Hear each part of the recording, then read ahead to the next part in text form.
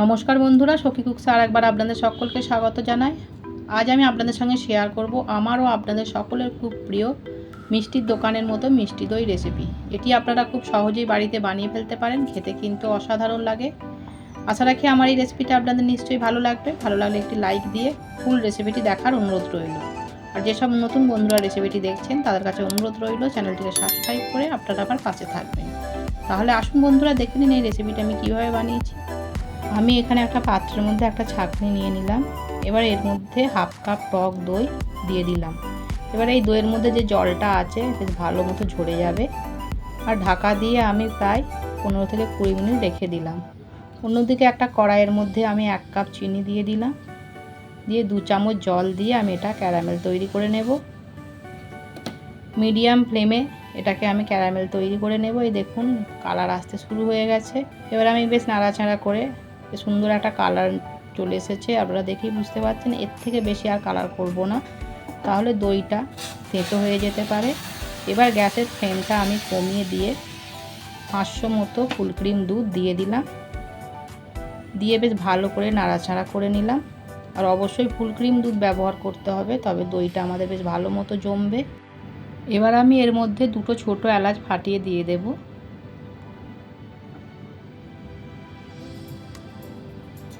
এলাচগুলো দিয়েও আমি এবার মিডিয়াম ফ্লেমে অনবরত নাড়াচাড়া করে দুধটা ফুটিয়ে নেব, যতক্ষণ না দুধটা অর্ধেক হয়ে আসছে। আর অনবরত নাড়াচাড়া করতে হবে যাতে দুধের মধ্যে কোনো রকম সর না আসে। এই দেখুন আমি অনবরত নাড়াচাড়া করে দুধটাকে ঘন করে নিচ্ছি।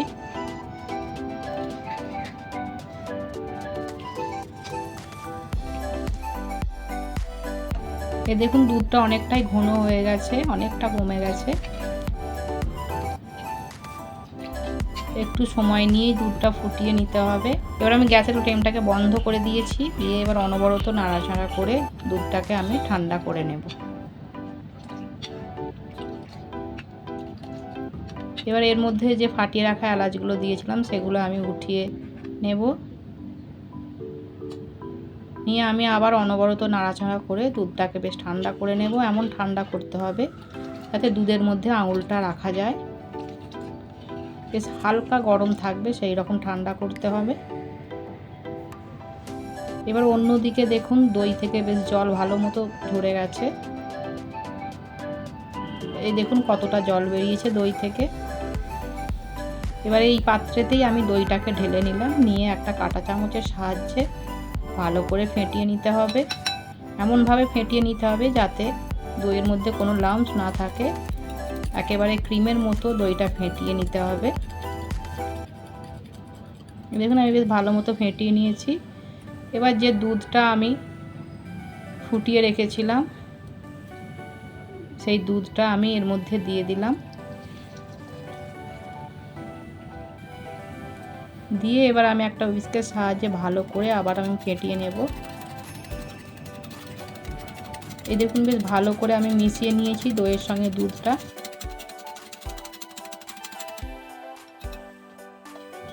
এখানে বেশ ভালো মতো মিশিয়ে নিয়েছি। এবার অন্যদিকে আমি একটা দই পাতার জন্য পাত্র নিয়ে নিলাম। আপনারা যে কোনো পাত্র নিয়ে নিতে পারেন, স্টিলের অথবা সিলভারের, যে কোনোতেই আপনারা দই পাততে পারেন। দই কিন্তু খুবই সুন্দরভাবে বসে যাবে। আমি দুধটা এবার এই পাত্রের মধ্যে ঢেলে নিলাম। এবার অন্যদিকে আমি একটা কড়াই নিয়ে নিলাম। এবার এই পাত্রটা আমি কড়াইয়ের ভেতর রেখে দিলাম। রেখে একটা ছোট্ট প্লেট আমি ওপর থেকে ঢাকা দিয়ে দিলাম। আর আমি এখানে একটা টাওয়াল নিয়ে নিয়েছি, বেশ 2-3 ভাঁজ করে নিয়েছি। নিয়ে এবার বেশ ভালো করে আমি এই দইয়ের পাত্রটাকে ভালো করে কভার করে দিলাম। দিয়ে ওপর থেকে একটা ঢাকা দিয়ে সারা রাত আমি গ্যাসের পাশে গরম জায়গাতে আমি রেখে দেব। সারা রাত পর ফিরে এলাম। আসুন আমি এবার এই আপনাদেরকে খুলে দেখাই দইটা কেমন বসেছে। আমিও এই মিষ্টি দই বহুবার ট্রাই করার পর আমার এই মিষ্টি দই তৈরি করতে পেরেছি। আপনারাও চেষ্টা করবেন, নিশ্চয়ই দোকানের মতো এরকম মিষ্টি দই বানাতে পারবেন।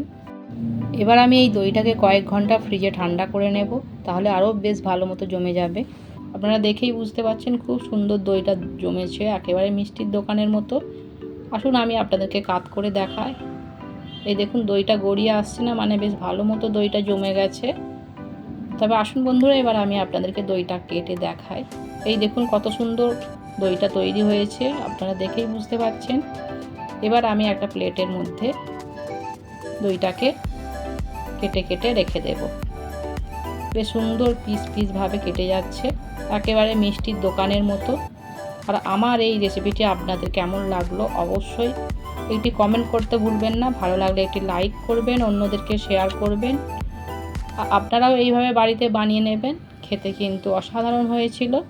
আর আমার চ্যানেলে এই ধরনের নতুন নতুন রেসিপি দেখতে হলে আমার চ্যানেলটিকে সাবস্ক্রাইব করে পাশে থাকা নোটিফিকেশান বাটনটিকেও অন করে দেবেন, যাতে নতুন নতুন ভিডিও আপলোড করলে সবার প্রথম আপনাদের কাছে পৌঁছে যায়।